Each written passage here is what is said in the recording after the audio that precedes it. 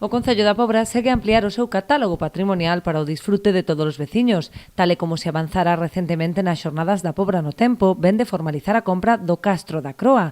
O Concello investiu 68.000 euros na adquisición da parcela onde se acha o xacemento, situada no Alto de Posmarcos. En concreto son casi 9.000 metros cuadrados os que se adquiriron e o precio foi de 68.000 euros.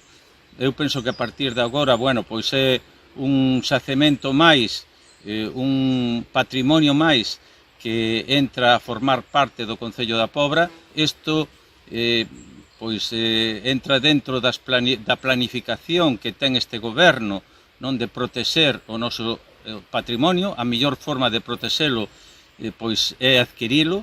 Unha vez tramitada a titularidade municipal do ben, o Concello ten luz verde para traballar sobre o terreo, con técnicas non invasivas que permitan sacar a luz os segredos que agocha este castro. Xa falamos con unha empresa arqueolóxica para estudiar as posibilidades de facer unha primeira intervención que consistiría máis que nada en un levantamento topográfico en 3D para ver exactamente que é o que hai debaixo de onde agora nos atopamos, estudiar despois posibles intervencións arqueolóxicas nos sitios que nos salgan, pois, ao mellor estructuras máis interesantes.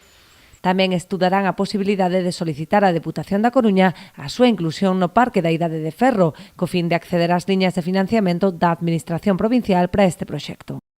Tamén, desde o punto de vista institucional, hai cada vez máis institucións galegas que están promocionando, ao mellor, intervencións arqueolóxicas interesantes.